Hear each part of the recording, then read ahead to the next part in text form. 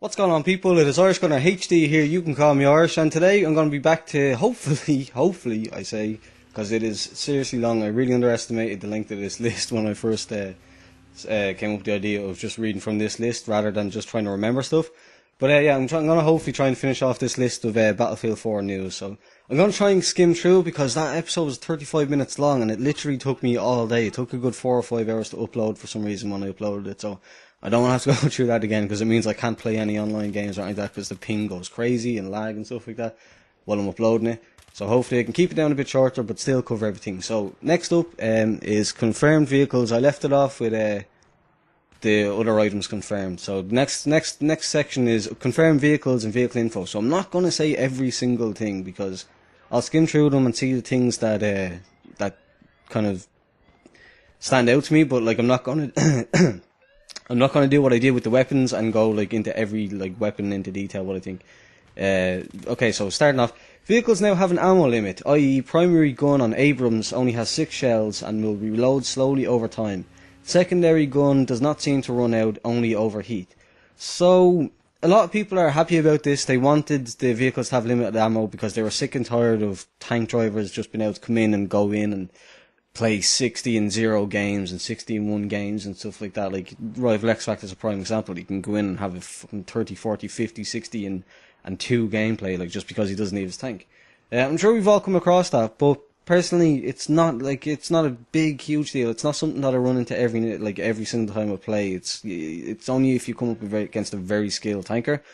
So it's cool. Like it does mean that if you are a tanker and you do enjoy playing tanks, it's going to be kind of slower. The gameplay for you is going to be a lot slower because you're going to have to get in, fire off your 6 main shells, and then kind of back off and just wait till you reload and stuff like that. Which is not. I can imagine for me as a tanker sitting in the main driver's seat, that's not going to be very fun. And then the secondary gun not having an ammo count but overheating, unlimited ammo. Sorry. But overheating, that's pretty much the way it is now, I believe. If you fire for a certain amount of time, it goes out eventually. So, new helicopters, the VDV buggy's back, light armored vehicle, the MRAP. The MRAP actually looks cool. That's something that I do think was cool. The American Cougar H MRAP. It's like if you've ever seen, I know this is going to be like a limited reference for people that limited people are going to get this reference, but the Northern Irish police truck van things that they drive around, the big armoured Jeep yokes, it's kind of like from what I've seen of it, it looks like one of those. It's like a Jeep kind of thing. I don't know how else to phrase it, but it's a Jeep but it's hugely armoured and it's big and it's heavy. It's like a mixture between a tank and a Jeep, basically. But it doesn't look like not a Hummer Jeep, not a Humvee, like an actual 4-wheeler family Jeep thing. But it's looking cool anyway. Utility helicopters, attack helicopters, FA-18 Hornets is back. The Osprey, the V-22 Osprey, it's only confirmed for single player at the minute, but they've at least made the model, so it could show up in multiplayer at some stage. The AC-130 gunship is back, we know that. That's part of commander mode. The rib boats, they're actually going to be more effective. I don't know if I covered that already. The guns on the rib boats and stuff like that are going to be a lot more effective, which I really like. Riverine command boat, not sure what that is. I would assume that and the DV-15 interceptor patrol boat, I would imagine that they're probably the jet ski things they're the boats that have the 2 jet skis on the back of them. And then the jet ski, of course, which is an interesting addition. The jet ski is basically going to be like the ATV or the motorbike for water. You just get in it to get to places. So, in my opinion, at least. Obviously, I think you've got 2 seats on it. So you can have somebody on the back shooting off the back. But for the most part, it's going to be essentially a motorbike. For the water, obviously. Chinese tanks, Chinese jets, WC. Like, the differences between tanks and jets, I'm not too familiar with. I just know it's a tank and it's a jet and it's a helicopter and so on. I don't really look at the numbers or the differences. Personally, I know there is differences, like some have, I know some jet, like the American jets are better than the Russian jets in rush mode in Battlefield 3. Like, I know these differences. I know the American tank has a lower rear end or a higher, like vice versa, than the Russian tank in Battlefield 3, which makes like shooting directly behind you a lot harder. Like, I know that there is differences, but I can't remember them by name, if you know what I mean. Like, American LAV, the M1 Abrams, unknown variant, and then the Amtrak. Alright, also worth noting vehicle-wise is that there are two types of UAVs controlled by the commanders, for the purpose of spotting and for destroying each other's UAVs. So, UAVs, it didn't mention actually UAVs in that confirmed vehicle list. I suppose vehicle only applies to things that you can get in, so.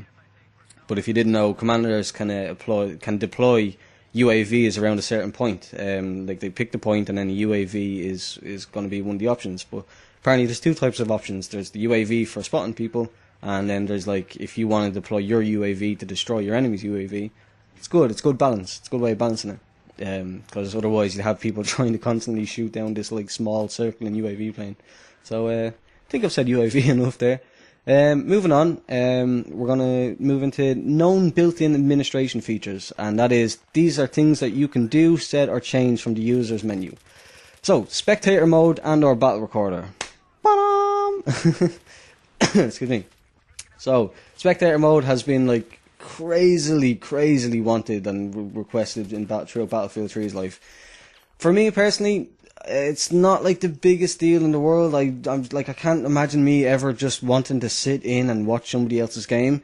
But obviously, for competitive play, that it's amazing. It's gonna be super helpful for like getting rid of cheaters and stuff like that.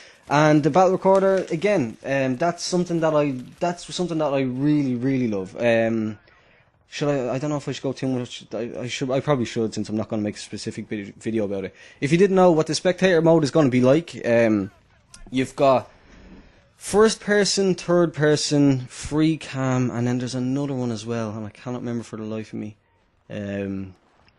But yeah, there's basically those, and then you can just cycle through the different players, and you can see. You can see from their point of view, from either a free cam, the first person or the third person views, and then there's another one. I can't remember for the life of me what it is, but yeah, that's the way the spectator mode is going to work. Pretty much as you would assume, so like how you would assume it would work. And then battle recorder. I don't know. We don't have any details on that yet. I don't think, and because it's not really expanded on here. It just says it's a bullet point that says spectator mode and or battle recorder.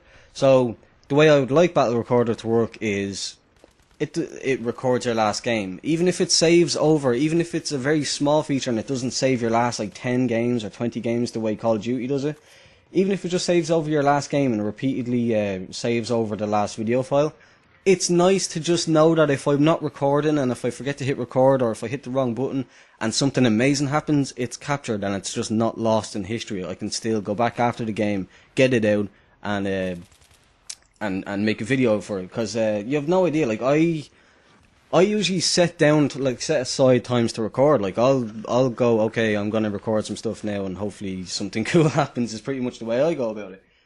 But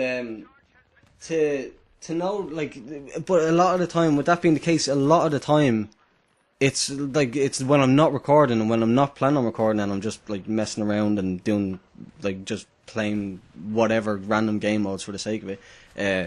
That's usually when the crazy stuff happens, where you shoot down choppers or you shoot down jets or you get multi kills around, like stuff like that.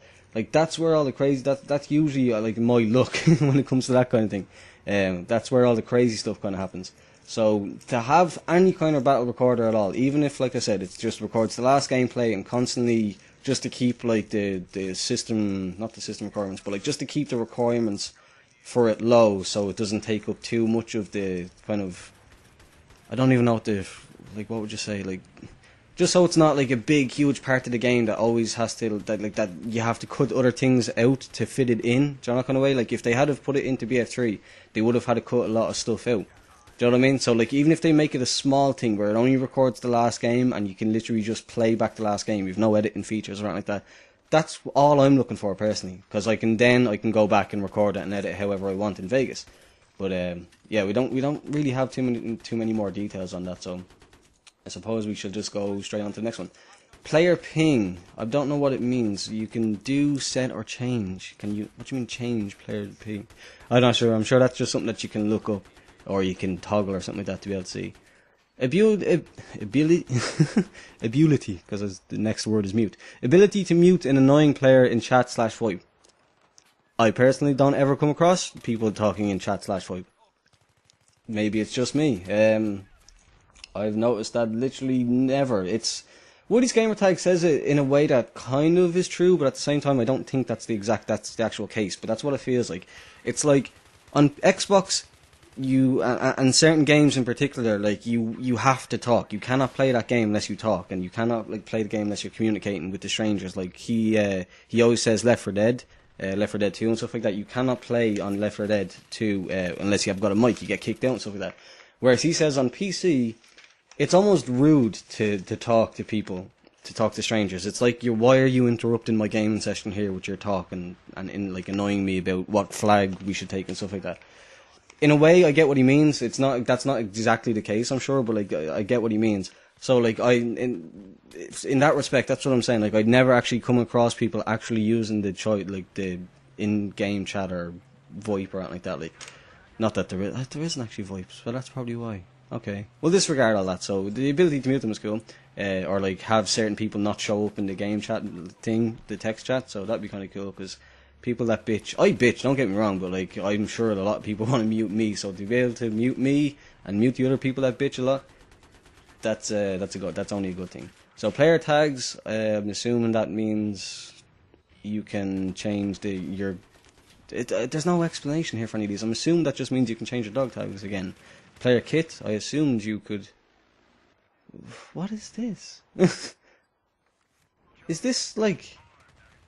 Because again, this is the first time I'm reading it. I wanted it to read it, or to read it as I was recording, so it was giving you my honest opinion, like my honest first opinions.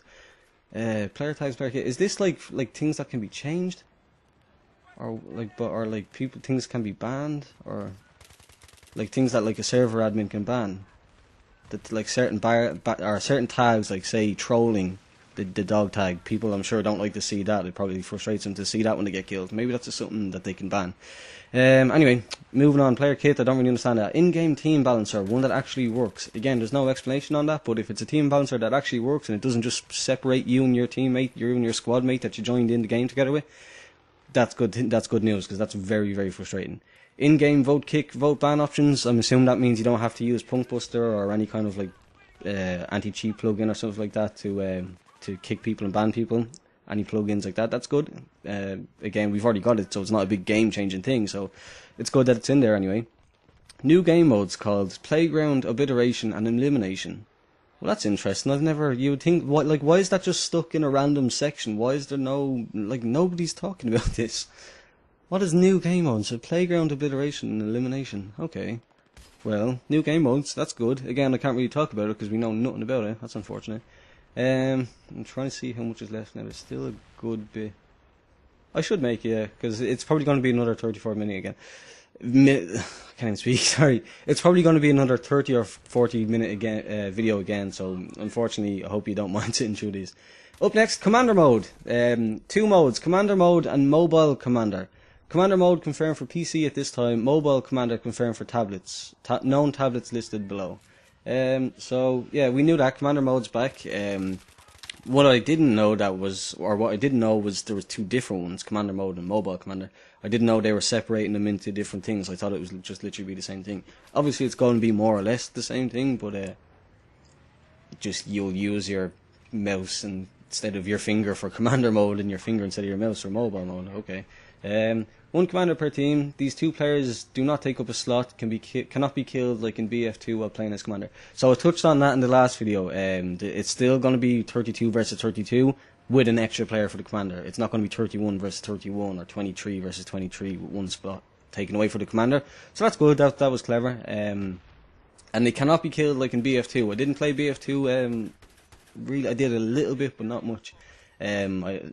So apparently in BF2 you could actually kill the commander. So that seems kind of dumb, but also at the same time it could be a little imbalance that you cannot kill this guy that's causing all this hassle. I don't know, we'll have to wait and see how it works out in the actual gameplay, I suppose.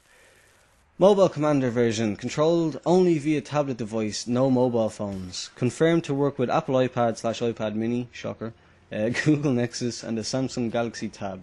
I would also assume it to work with Asus Nexus, but anyway, so it works with the big major tablets out there. Features such as Tomahawk missiles and AC-130 gunship are based on objectives taken. So it's not like every base, from what I'm understanding, it's not like every base has, like, you can't put a Tomahawk and an AC-130 on A flag, or like the AM com. It's like A flag has a Tomahawk, B flag has an AC-130, and so on, so on, so on. That's the way I'm personally interpreting that.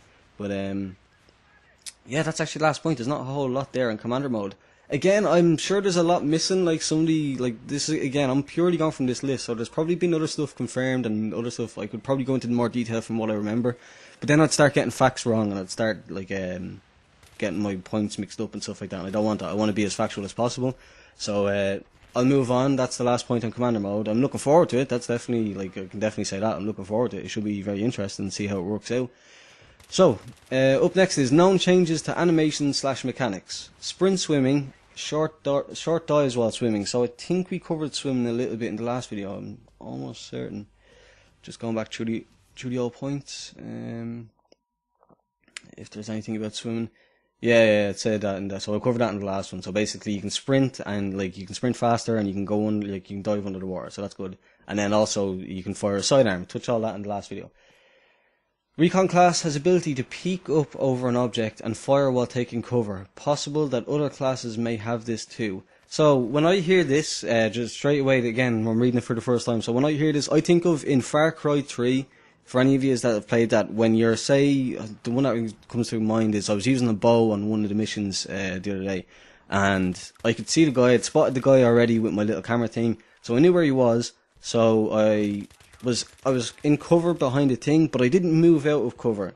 I just aimed at him, and it automatically kind of peeked me just around the corner, if you know what I mean. It's and it's not like leaning, it's not like... Well, it kind of is, but it's not the same mechanic. You don't press a button to make it happen. It just happens when you aim at him and you're behind cover, like, to a certain extent. Like, if you're just on the edge of cover, you don't have to move out of cover. You just kind of lean over. It exposes a bit your head. It sounds like it's going to be very head glitchy. Like, I don't like head glitchers. Like, people where you can just see, like, their scope glint or their laser sight or something like that, and you can't see any of their body. I feel like this could be a problem with that feature, but, again, for the person doing it, it seems cool. For the person getting killed by it, it seems like it could be frustrating, but again, we shall have to see how it works out in gameplay. Spotting now has a hand gesture and will spot multiple targets at once, eliminating the need to spam the spot key. And in my case, this is in brackets on the list that I'm reading, and in my case, annoy my wife with the constant, "I have spotted an enemy machine gunner in your AO," playing over and over again. Don't know why you're not using a headset when you're playing, bro, because you're putting yourself at a disadvantage. But yeah, this is something that we've seen in the single player campaign. Something that wasn't confirmed back then, so we weren't sure if it was just something for the single player or if it was going to be multiplayer as well. But it is now the case that spotting is going to be a much more conscious choice. You're going to have to think, oh, am I going to have to take my hand, do I have the time to take my hand off the gun to do the spotting gesture? Because I'm assuming once you take your hand off your gun, I'd imagine, like a lot of people said that you probably won't be able to fire your gun while that's the case. But because you've still got your trigger finger on your trigger hand on the gun, I imagine that if you take it off, you still can't fire, but like it increases your spread or something like that, or like it basically becomes hip firing, if you know what I mean. Like, so you lose your accuracy. That's the way I'm taking it anyway. But yeah, it's a good idea. Like, because it's part of my gaming now. I've spotted, obviously set to Q. So like when I'm running around, I'm like running around and I'm just like I don't know if you can hear that, but I'm constantly just like. And then if I'm not doing that, I feel like I should be doing that. So I'm like constantly just spamming the Q button, like so. I'll probably still keep doing that, and it's probably going to get me killed a lot in the first couple of like days or week or so. But eventually, I'm sure you'll get used to that, and it's going to be pretty cool. Like it's a lot. It makes it kind of more tactical in the way that you can't just spam it, and you can't just see where everyone is all the time. You actually have to make the conscious choice. That's kind of cool. Base jumping / parachute mechanic has changed. You can see your player pulling the ripcord after changing to a head first position. So I don't know how the mechanic has changed. I do know, I have seen the whole, like, you can actually see him pull the cord now. But it makes in Battlefield 3 it makes the sound and you get the gist. It's not really a big deal. It's not something I would have spent a whole lot of time on if I was DICE. Knifing animation has changed and also features a counter knife feature. Currently, counter knife only works from frontal attacks, Alpha gameplay has only shown one type of takedown animation, but likely there are multiples as before. So this is another new thing. Again, I don't know if a lot of this has kind of repeated. The guy that made the list obviously mustn't have remembered that he included this, but it is possible that knife and animations was covered already, but just in case it wasn't, I'll cover it again. Yeah, so knife and animation has changed, and there's been some debate because there has been occasions, I've seen Jack Frags' video where he did counter a knife from behind. He was lying on his belly, firing at someone, and a guy knifed him from behind, and he got the animation, and he turned around, and he counter-knifed it. And also, what another one was, he did a thing where he counter-knifed a counter-knife, if you know what I mean.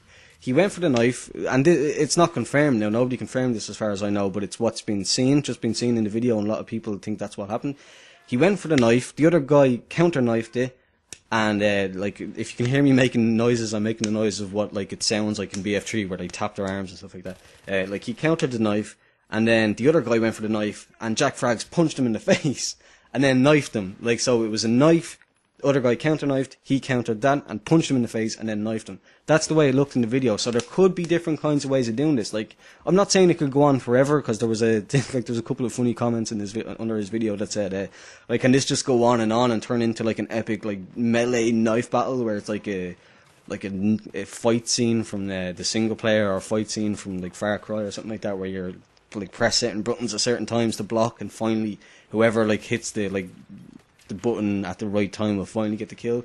No, I imagine it only goes on for like one or two like knife swipes. So like literally you can, just the way it happened in Jack's video. You go for the knife, if he blocks it, you have a chance to block his, and then if you hit that, if you take that chance, you can do yours again, and then like it's his own fault for not landing it or something like that. I don't know exactly how it's gonna work, but it looks pretty cool. It's definitely a good change, because that said, I do like knowing that, here, look, if I'm after catching you from behind, if you're a sniper and I walk up behind you and you don't hear me and you don't see me coming towards you at all, you're probably just staring down your scope sniping at someone, and you deserve to get knifed. Like, I'm not, like, that's my only problem with it. Like, I deserve the knife because it is hard to knife people. Like, I know there's people that are really good at it, like Mantis and stuff like that. But to actually like sneak up on someone and knife them and do the whole animation and stuff, it does actually take quite a bit, like a fair bit of skill. So to know that you're not going to get the deserved knife at some of the time, at least, it's going to be kind of annoying, because it's like, well, damn it, I should have got the knife there. He was on his floor, he was paying no attention. He shouldn't have seen it coming. Basically, it's kind of something that annoys me a little bit, but at the same time, it is very cool. It's a good feature, I think, but it could be a little frustrating if you think that you deserve the kill, but. However, I think I made my point on that one. Tossing a grenade animation has changed. Looks more like throwing a baseball now. Looks better to me, in brackets, the guy says. Okay, so that's a new grenade animation. That's interesting. It doesn't say it, does it? No, it doesn't say it on this list. So just while we're there talking about grenade animation changes, you can now actually throw C4. I might have covered that actually already. You can now throw it and slide it though. In case I didn't cover it before, you can throw it at like a certain distance, and you can also slide it along the ground. So it's not just literally like it's not like it weighs 2 tons where you can just kind of and it falls at your feet like as it does in BF3. It actually goes somewhere now. Excuse me. What's the next one? Okay, so known fixes and enhancements from BF3. Minimap is improved when expanding, is larger and offers more details. User also has ability to change the opacity of the minimap. So this is a PC exclusive thing, in BF3 at least. I don't know if they're going to bring in making the minimap larger on consoles, but on PC you press M and it brings up the minimap into full screen, and you can see what's going on where and stuff like that. But apparently they're making it larger now, making it more detailed. And you can also change the opacity. So if you do spring it up, it's not going to block out your whole screen. You'll still be able to look through it and see if anyone's coming at you. So that's kind of cool. This is a big change now. All classes have access to carbines and DMRs, designated marksman rifles. That's a big class rebalance kind of thing. Like carbines were exclusively an engineer's weapon, and DMRs were exclusively recon weapons. So like a carbine is something like an M4 carbine, obviously, like a SCAR, an ACR, stuff like that. Or SCAR H, I should say. They're all carbines. Anything that's in any primary weapons in the engineer class are pretty much carbines.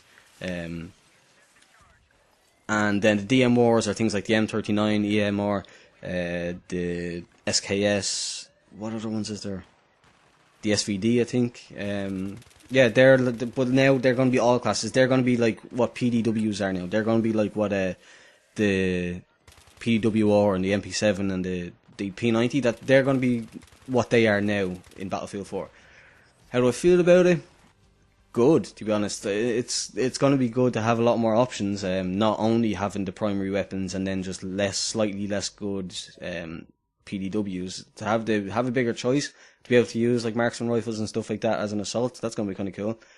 Recon class, but I moved on very quickly again there. Final thoughts. I do think it's cool. I look forward to trying it out and see how balanced it is, really. But yeah, anyway, moving on. Recon class has the ability to zero weapon. And I've read this and I've seen it explained in videos and I still don't quite get it. But let me try and explain it from how I understand it. Basically, in Battlefield 3 now, if someone is 1,000 meters away, you have to basically either be really good with a 12 times scope and know which marker or which notch you have to put on their head to get a headshot. Excuse me. Or like basically you have to know how much to aim above their head. But you press V now when you're using a sniper rifle in Battlefield 4. You press V and that zeroes the center of the scope to their head. And it's in increments. It's in 25 meters, 50 meters, I believe. Or is it 50 meters, 100 meters, 500 meters, and 1,000 meters? I think actually is what it is. And it obviously could vary for different scopes. I mean, we're getting a 20 times scope. How big are some of these maps going to be that you're going to need a 20 times scope? That shit cray. Okay, I hate that phrase, but it's the only one that applies. A 20 times scope. That's a 12 times scope from Battlefield 4. Or from Battlefield 3 with an 8 times scope as well. That's ridiculous. But anyway, yeah, so for this zeroing thing, now if you say your target is exactly at 1,000 meters away, you zero it in to 1,000 meters by pressing V, and you just put the center of the scope, the crosshair thing, right on his head, and you get the headshot. Don't know how that works, okay? Really don't. It confuses me. I'm gonna have to read up on it some more and get some more explanation on it. But I know how it works and I know what it does, but I just don't. I can't make the connection of how you don't aim above them to compensate for travel for bullet drop, should I say? I don't get how that works. But anyway, moving on. When capturing a base, the radius for being in the capture zone has increased, and the icon in the base no longer enlarges and blocks the player's view. I don't like that personally. That's not a change that I'm happy about. I do like that the radius is bigger. Obviously, you want more capture in like area. You don't want to have to be sitting on the exact like sitting right on the flag like you have to in Conquest Domination. But the thing that I don't like is the icon of the base no longer enlarges. I like that. I like not having to turn around and look at the base. I like having it just right, like looking at the flag to see that I'm capturing that and see where the progress is and stuff like that. I like actually having that because it doesn't block your view. I mean, come on, it's tight, like it's small. It doesn't. It's very like I've never ever. I can't remember ever going, oh darn it, I nearly got that guy, but his whole body was taken out by the little marker for the flag. Like, when does that ever happen? It doesn't. For me personally, that never happens. So I think it's less helpful than it is more helpful because it means you're going to have to take your focus away. Rival X Factor says this. Once you're in on the flag, you start looking out. Once you've cleared it off, cleared out the area, you start looking outwards. And if you're looking outwards in Battlefield 4, you're not going to know how much progress, or if you're still in the flag capture area, or how much you've got left, or whatever like that. Like, you don't know because you can't see it. So. And like you're looking away from, like, if you look at it to see it, then you're distracted from outside where people are going to be coming from, and you like have a higher chance of getting killed. So I don't personally like that change. But however, moving on. Updates to net coding to smooth out gameplay and reduce rubber banding. I very rarely get rubber banding. If you stick to servers in your area, obviously, well, okay, no, I should say first, obviously any kind of network coding, netcode is like, sorry, obviously any kind of netcode upgrades is good. We want is like the minimal amount of net problems coming in between you and getting your kills, obviously. But rubber banding really isn't something that I've ever experienced, unless the only time I've ever experienced it was when I tried playing while uploading a video to YouTube, in which case my ping goes through the roof, and then obviously you're going to get like the bad like connections and stuff like that. But from what I've experienced is, if you just, when you're searching for players, put in all your search criteria, player count and all that, and then just go for the one that's, like, organise the list by ping, if you know what I mean. Like, click on the little ping blue letter thing in the battle log server browser thing, and get the one with the smallest ping, with the lowest ping. That's the server that's closest to you, as far as I understand it, or, like, it's something along those lines. That means, like, your connection is going to be the best to that. So you have a much less chance of getting any kind of lag or connection issues or rubber banding or anything like that. Like, obviously, if I'm here in Ireland, in Dublin in Ireland, on the east coast of Ireland, and I'm playing with someone on the west coast of America, in an American server on the west coast of America, yes, of course, there's going to be all kinds of ping and rubber banding issues and stuff like that, just pure distance. But it's very rarely that I ever have to play on a server on the west coast of America, because you've obviously got the region options when you're searching. And if that is the case, obviously, if I've got a friend that I've met in the game that lives in America, like, we can pick a server in New York or something like that, or somewhere that's closer in between the two of us, you know, that kind of way, just to reduce it as much as possible. But I think I've gone on a little bit more on that than I should have. Being killed by a jet, viper, or road vehicle will now just be displayed as killed by a vehicle name instead of just killed. I was always certain that you didn't, like, I'm sure that must just be a bug in BF3 that they fixed. Like, that, if they were to put out a patch tomorrow, they could probably just fix that bug. Like, it's not, I can't remember ever being killed by a jet or a viper, or, as it says, road vehicle or anything like that, and having it saying, like, killed. The one thing that I do experience it in is actually, what do you call them, not C4s?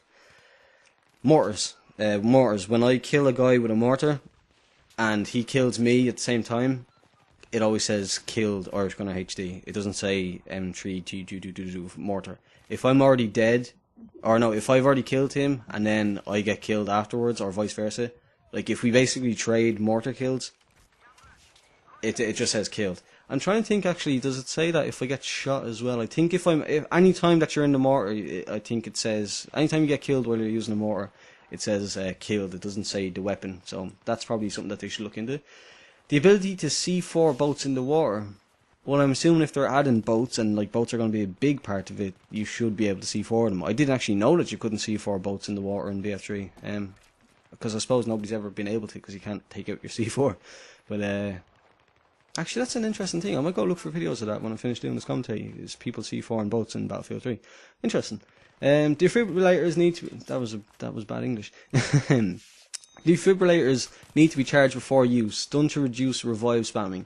So, we don't know much more about that other than they need to be charged. What does charge mean? Like, you have to wait 10 seconds, you have to wait 5 seconds or something like that? I don't know. But we'll have to see. Do I like it? Yes. I'm going to say yes for when I kill a load of people and the revive train starts. And no for when, so, like, when I turn around the corner and there's 10 dead people and I'm in assault and I need to revive them all. So it's good and bad, but I suppose it balances it out, because it's good and bad for both sides. So 60 FPS on next-gen consoles, obviously, that's great. I'm a guy that doesn't make a massive difference out of frames per second. Yes, it's nicer on the PS3, or on the PS3, on the PC, having higher frame rates and stuff like that. It's hard to say for me personally, because I don't really notice it, like, if it's incredibly smoother, like the difference between 30 and 60 FPS. But it is, but it's not hugely noticeable. If you're just an average guy that just likes to play the game on the weekends or something like that, you're not going to notice it. If you're a hardcore guy that can notice the difference between, like, 30 and 60 and 60 and 120 frames per second, and, like, 60 megahertz monitor and a 120 hertz, or sorry, 60 hertz monitor and a 120 hertz monitor, if you're, like, your eyes are that adept to it, then yes, obviously it's going to be great for you. So that's obviously only a good thing. Weapon splats. I keep reading sentences as I'm saying them, so weapon stats now displayed, so that's where splats came from. Weapon stats now displayed in the in-game loadout menu. So it's not like Simtic level stats. It's I'm sure you've all seen it by now. It's like the little bar thing, and if you add an attachment, it will add a little green bit to the bar and stuff like that to show you what effect it's having. Like, so, say if you add on a scope, it will say the magnification or something like that. Like, or like a heavy barrel, for example, in BF3, if you were to attach it onto the gun, the distance would increase, if you know that kind of way. Ability to spawn on a squad mate who is in water. I don't want to spawn on a squad mate who's in water. If I see a squad mate in water in Battlefield 3, I don't care with all the new features that you can do in BF4. I'm not going to want to spawn. I'll spawn on somebody else. I'll be fine, like, or I'll spawn on a different flag. But anyway, it's a good thing, I suppose. It's not a bad thing, so it's a good thing that they've added in. So obviously that's cool.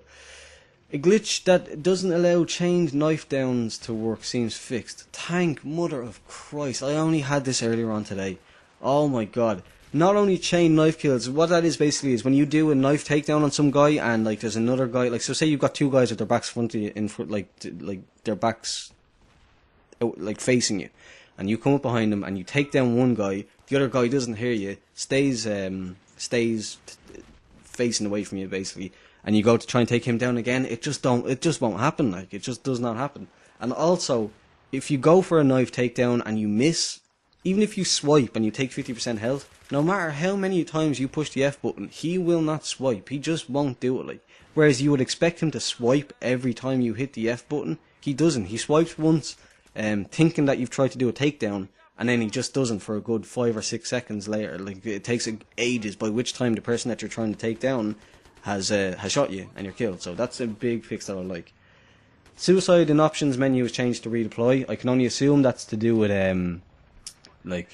political correctness, shall we say, where it's we don't want to basically be bringing up the word suicide to people that might have experienced it and stuff like that every time they play the game. So that's obviously a good thing.